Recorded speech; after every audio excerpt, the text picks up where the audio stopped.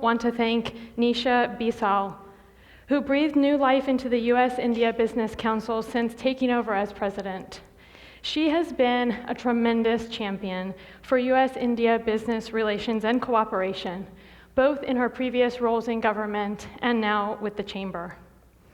This is a fortuitous time for such an event, coming on the heels of the world's largest democratic elections, where Prime Minister Modi won strong re-election.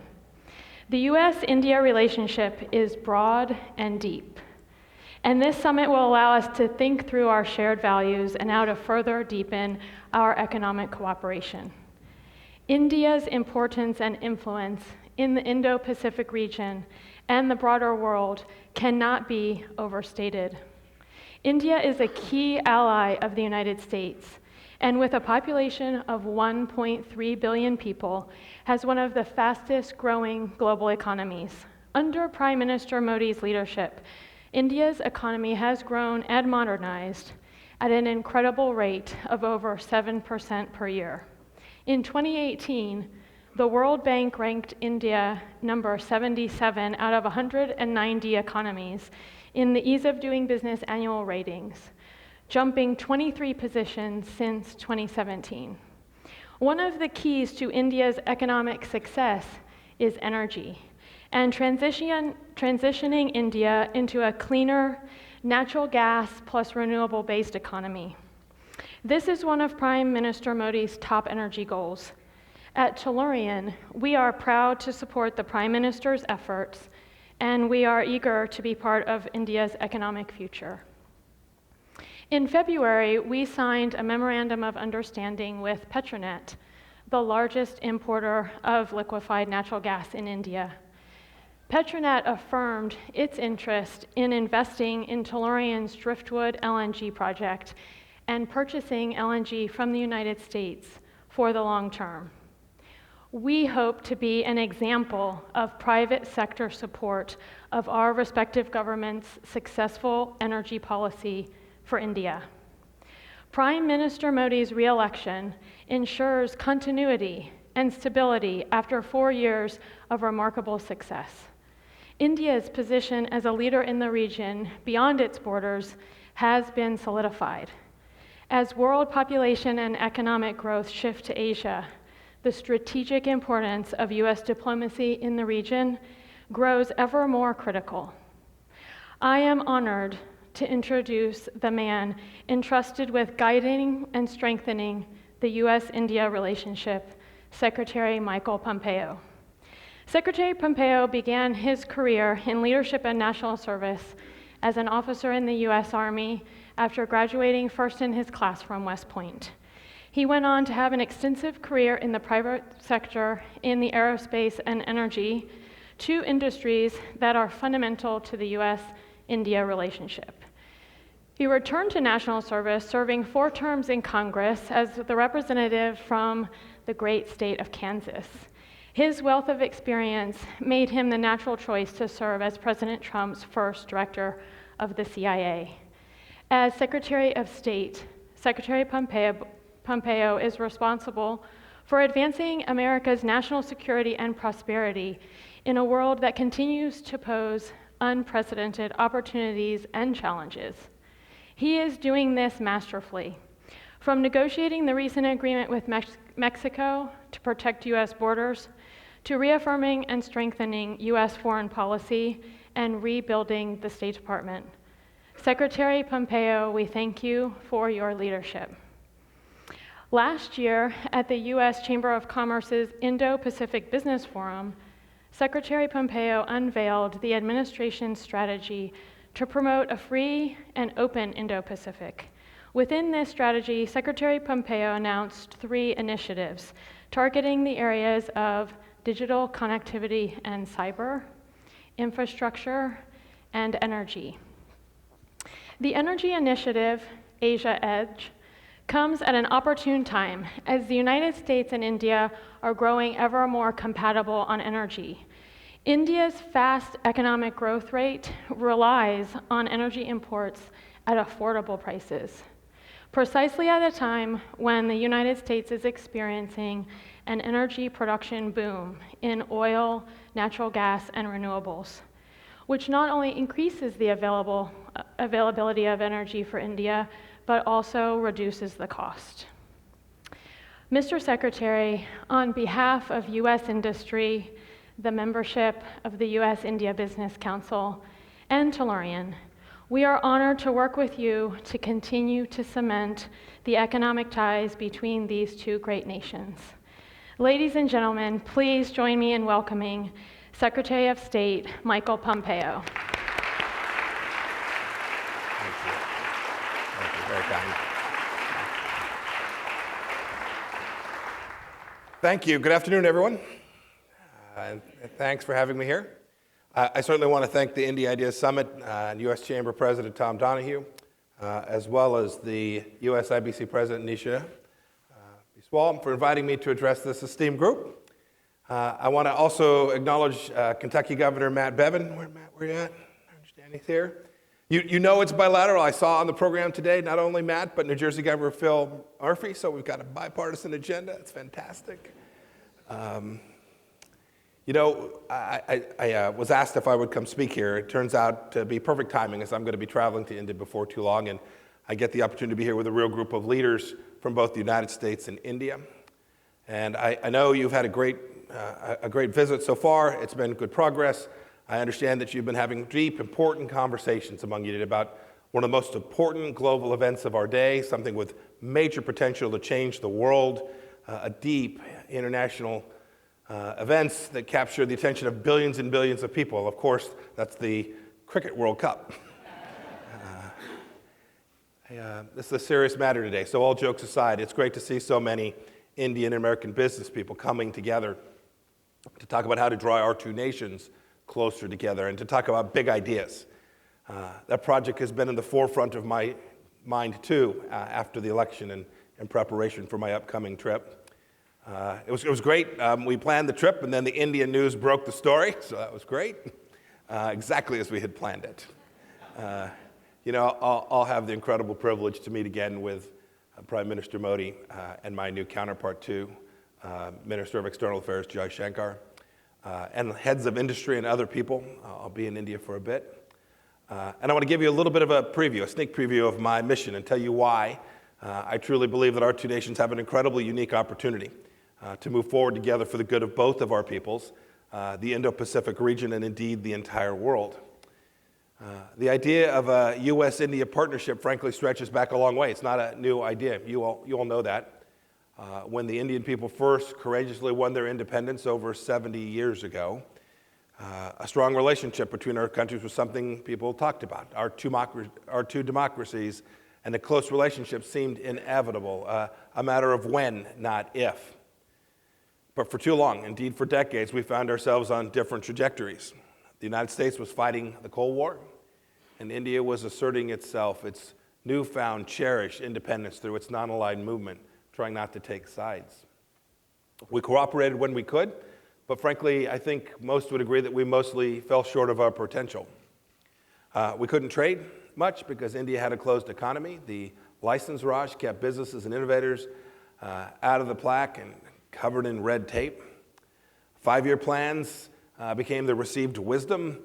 Something like our 2% growth here in the last administration became sort of a new normal. We focused our attention on other Asian trading partners, and what were once cubs grew up to be true tigers in the region. But all that changed in 1991. When India opened its doors to the world, Prime Minister Rao said that at the time his government would, quote, sweep the cobwebs of the past and usher in change. India's free market reforms unleashed the innovation, the entrepreneurship, the sheer drive of its own people to do remarkable things. Meg talked about some of the things that happened. They're worth recounting. First, we've had 7% growth in India from 1997 for 2007 to 2017, year on year.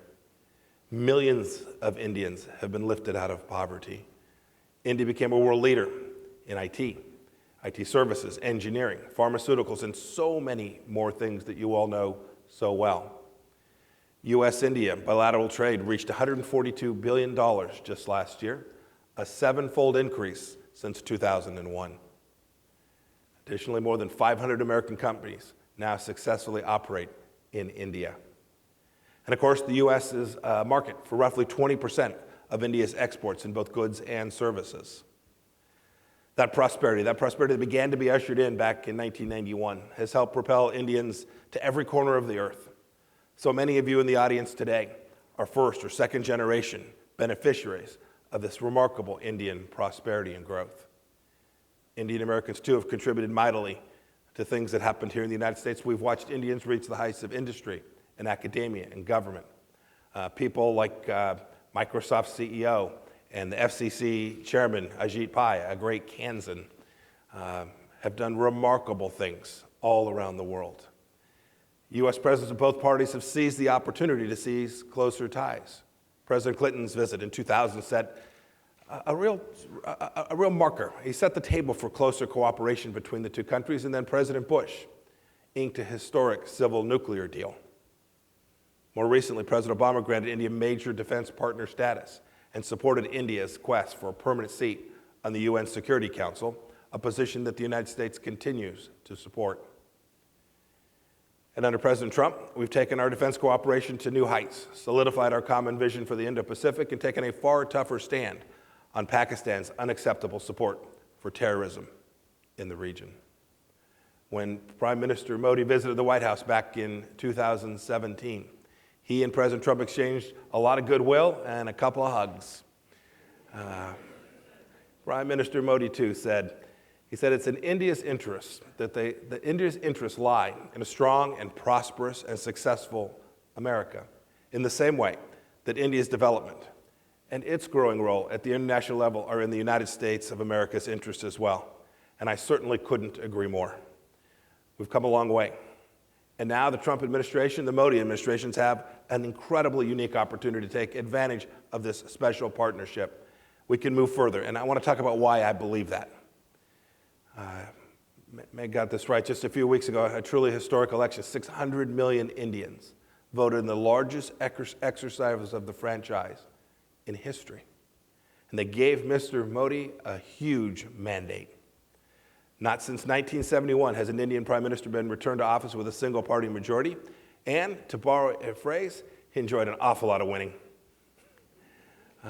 Many observers were surprised by the result. But frankly, I wasn't. I'd been watching it closely. My team at the State Department were watching closely. And we knew that the prime minister, a new kind of leader for the world's most populous democracy. He's the son of a tea seller who worked his way up to governing a state for 13 years and now leads one of the world's truly emerging powers. He's made economic development for the poorest Indians a priority. And indeed, millions who once went without light bulbs now have electricity, and millions who lacked cook stoves now have them. It's interesting. It's interesting that young Indians constituted one of the Prime Minister's largest voting blocs, one of his biggest groups of support in this most recent election. I think that tells you something. I think it tells you something that Indian voters think Prime Minister Modi can and will open up a new, more prosperous future for each of them. For my part, as a Secretary of State, I know I have a strong partner, a new great counterpart in Minister Jaishankar, a former ambassador to the United States that most in this room know so well. He said back in April in remarks, he said he's ready to cultivate warmer relationship with America, and he knows that the feeling is mutual. We want to move ahead. Here's how we're thinking about it. First, we have to build ever stronger relationships. It's one of the great things about this gathering.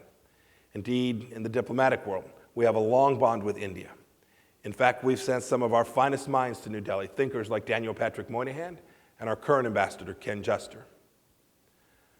But forging stronger ties is more than that. It means formalizing these individual friendships, building out a diplomatic framework for our two countries.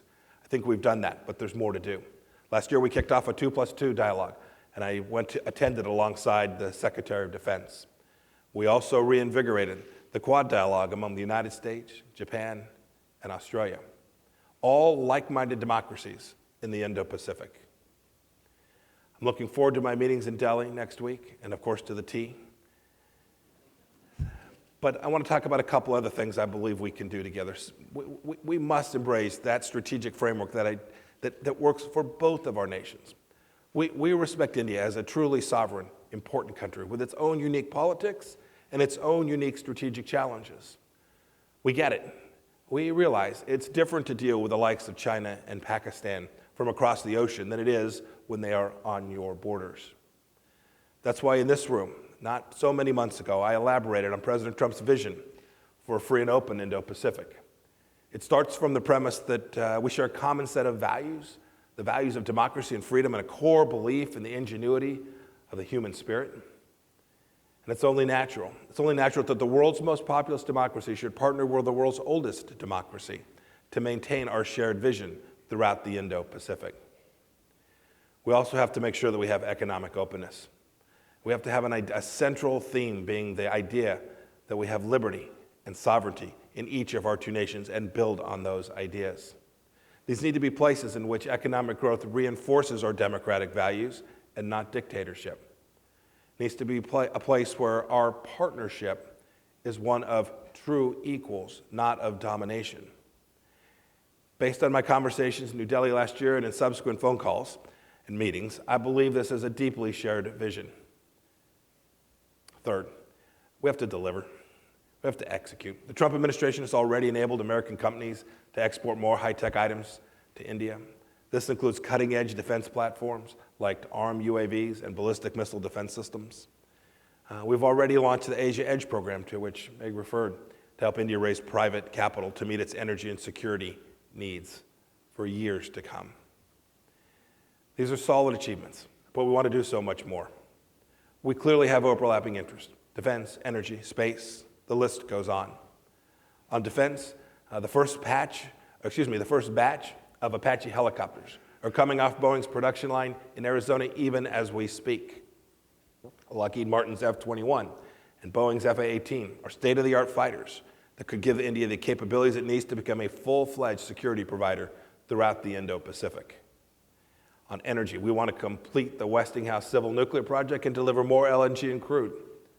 These steps will give Indians reliable, affordable, diversified energy independence so they will no longer have to rely on difficult regimes like those in Venezuela and in Iran. On space, NASA is already working with the Indian Space Research Organization on the world's most advanced Earth observation satellite and India's second lunar mission. I mean, how cool is that? Now I'm sure we'll broach some tough topics too. But as we democracies have come to know that we work out our disagreements, we bring them to the table honestly and fairly, and we'll probably discuss the recent decision on the GSP program. I do hope. We remain open to dialogue and hope that our friends in India will drop their trade barriers and trust in the competitiveness of their own companies, their own businesses, their own people, and private sector companies. We'll also push for free flow of data across borders, not just to help American companies, but to protect data and secure consumers' privacy. And speaking of privacy, we're eager to help India establish secure communications networks, including 5G networks as well. Look, those are just a few things that sit on the tip of our tongue, at the top of our mind. I can't go into everything we'll discuss here, because I don't want to spoil the surprise. But suffice it to say, this is a deeply important relationship, and I know that these conversations that we will continue with the new government in India that has so much promise for its people, for our relationship, and for the world. I hope together we will finally fulfill the great promise of cooperation that was present at India's birth and which remains evident today. These are big ideas. It's what you all came here for. And they're big opportunities too. And I'm very much looking forward to my trip next week and meeting with Prime Minister Modi and my new counterpart face to face. As Prime Minister Modi said in his latest campaign, he said, "Modi hai to Mumkin hai." Modi makes it possible. I'm looking forward to exploring what's possible between our two peoples, and I'm looking forward to our conversation today, Meg. Thank you all.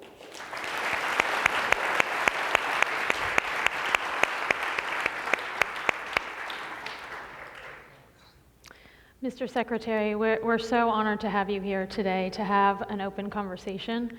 You talked a lot about the strategic initiatives, so I thought maybe we would start at the strategic level. As you think about the Indo-Pacific region, what concerns you? What are the challenges that we're going to need to overcome to execute, as you say, on a lot of these new opportunities? You know, I talked about that actually, frankly, right here at the U.S. Chamber in my last set of remarks. I think we've executed over that time pretty well, but frankly, there's still a lot more work that remains to be done. Look, we all know the common challenges of nations that don't share our value sets, of nations that don't subscribe to private rules of private property and the rule of law and ordered liberty and all the things that both India and the United States value. Well, what does it take for those of us who do to work together? It takes a couple things. It takes real trust and commitment, and that's built through hard work, being there when times are tough and being there when times are good, recognizing that we have to develop win-win solutions between our countries. And as I've spent time in the region over, I guess it's now 15, 16 months as Secretary of State, I've watched nations in the region, India, Australia, Japan, South Korea, Vietnam. I could go through the list. I've watched those countries come to recognize that we have so many things that we can work on together, so many shared opportunities that we can, in fact, deliver on them. We have to be candid, we have to be straight. Where we have disagreements, we have to own them, work through them, find compromises that deliver good outcomes for every nation in the region, and then collectively begin to work in a way that will deliver growth throughout the world and for these countries throughout the Indo-Pacific for the next 5, 10, 25 years. Well, and I was really encouraged to hear you go through many industries where we have economic cooperation that's growing between the U.S. and India. So as you think of the strategy that was laid out, last year at the chamber meeting, what are those economic priorities that you want to accomplish within that larger strategy? Yeah, I talked about a few of them today. I didn't tell the story. I did business in India before I lost my mind and ran for Congress. I ran a small business that made machine parts for the aerospace industry, and I spent a fair amount of time in Bangalore and in Chennai working with HAL, with Hindustan Aviation Limited, to sell products. We had a small joint venture. I'll tell you what, it was tough. India was still opening up. It was still figuring its way through, but there was a real value proposition there, and we did well. When I think about that, when I think about what businesses need when they go to invest in each other countries, they need stability. They need a set of rules they can understand. They need to make sure that the efforts that we put forward together from the United States have sufficient bipartisanship, that they won't be whipsawed as we have elections here. That is, when you invest, your ROI often extends beyond any particular Congress or any particular administration. If we can do those things, and I talked about some of the fields. It's already happening in technology and engineers. I know all of the amazing, brilliant Indian students that come to study in our schools at Wichita State University in my hometown. Lots of amazing people doing amazing things, wanting to come work in places where they can go make money and be successful. They don't care so much if it's an Indian company or an American company. They want to go out and use their skill set. If we can, at the State Department, lay the foundation for that, then I'm confident the folks in this room will knock it out of the park. They'll take risk, they'll invest capital here and in India, and we'll grow both sides of the relationship. And Mr. Secretary, as you talk about the economy, as you would expect, I would like to talk for a minute about energy, an issue which I follow very closely. And I hear you and others in the administration talk about the potential for energy to fuel the growth in the relationship between the U.S. and India. Well, pardon the pun, fuel the growth. And LNG really has that potential to meet many of the initiatives and goals of the Modi administration for cleaner air, decarbonized economy. So what can we as energy companies focus on that are aligned with the State Department's strategic initiatives? Yeah, so it's a fantastic question. I've talked about this a lot as a Secretary of State. I think I think it provides a real opportunity for American businesses, but for global growth as well. We've been blessed with abundant, affordable energy right here in the United States, and we're now out producing it at enormous levels, not just crude oil, but natural gas as well. So on our side, we've got to make sure that we build out the infrastructure that's necessary so that we have the infrastructure so that we can deliver it and provide these opportunities. And then the State Department's role is to make sure that we're out talking about that, sharing with other countries that we can be a reliable partner for their energy. When you make an energy investment, it's 10 years, 20 years, 40 years that capital will be at risk.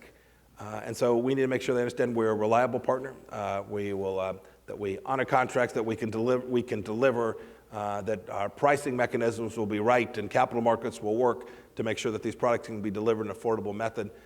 And when we do that, I think we can fuel growth in lots of places in the world. And I think India is a great example. They can have a fully diversified energy portfolio where they don't have to rely on nations that aren't as reliable as the United States. And have good outcomes that their business leaders can count on, and frankly, that Americans thinking about investing in India can count on as well. And infrastructure is so important not only at the national level, but at the state level. And something that this summit tries to address is state-to-state and city-to-city relationship building. And can you talk a little bit about how that state and local level relationship is important within the overall, national security context, and what we can do as businesses to improve state and local initiatives?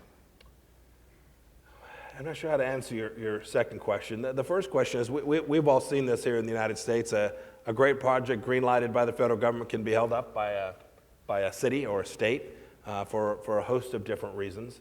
The same thing is true in other countries that we attempt to do business in, where they have local regulations or those who don't share the national government's interest in a particular project. Look, I think as business leaders, we have to be honest about that. We just have to confront it. We have to make the case for why this is beneficial, why these economics matter so much. And then, of course, there are times when nations need to make the decision that we're going to put these decisions at the federal level because they have a real impact that goes far beyond what a particular state may have an interest in, and indeed have a deep impact on America's capacity to deliver national security for all Americans. And I think that's true for other sovereign nations as well. And as you know, from the business standpoint, we're watching the news, we're watching what you're doing in the news, and some of the recent headlines have some people concerned about harbingers for future economic partnership. What are some ways that we can reverse some of that and kind of reassure markets about the U.S. India partnership?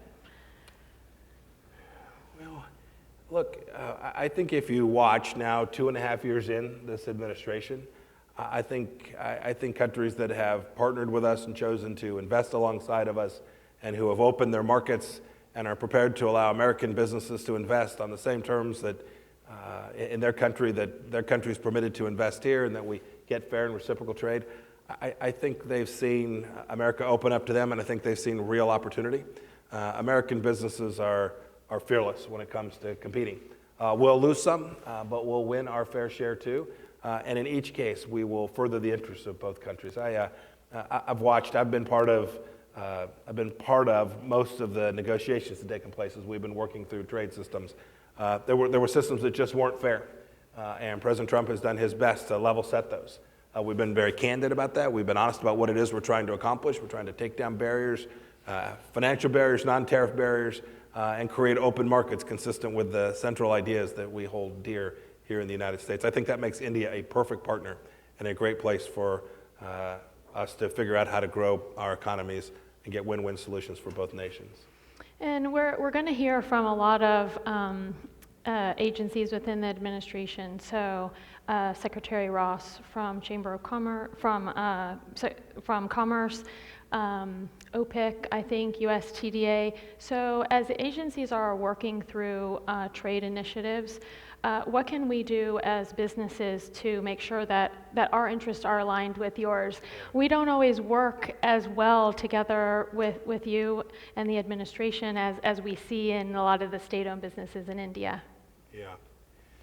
Yeah, so look, it's we have an unruly, rambunctious government. In the sense of we have put different authorities, different powers that overlap. If you're trying to do a deal, you have to deal with multiple agencies. It's just true. It's just a fact. I hope that we have figured out how to coordinate in ways that are important and that are transparent. So as businesses are trying to work through these problem sets, you can get to leaders at the right level inside of the organizations, and those leaders can reach their counterparts, whether it's our counterparts at Commerce or Treasury, or if it's a security issue at the Department of Defense. We work hard at it. I will tell you that the senior leaders in every one of those organizations have given very clear guidance that says, look, we may have different interests. That is, we're each representing different parts of the United States government.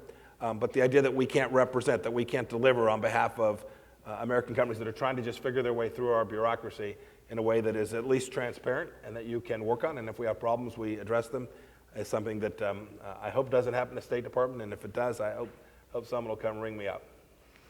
Well, I'll be happy to ring you up. We're unfortunately out of time. We could continue this chat for another 20 minutes, I'm sure, but really look forward to supporting you in your initiatives. Want to wish you luck for your trip and good tea. And thank you so much for being here today as we look forward to partnership with U.S. and India in business and in government going forward. Thank you. Thank you. You all very much. I would now like to call upon stage Myron Brilliant, Executive Vice President and Head of International at the Chamber of Commerce, on stage for closing thanks.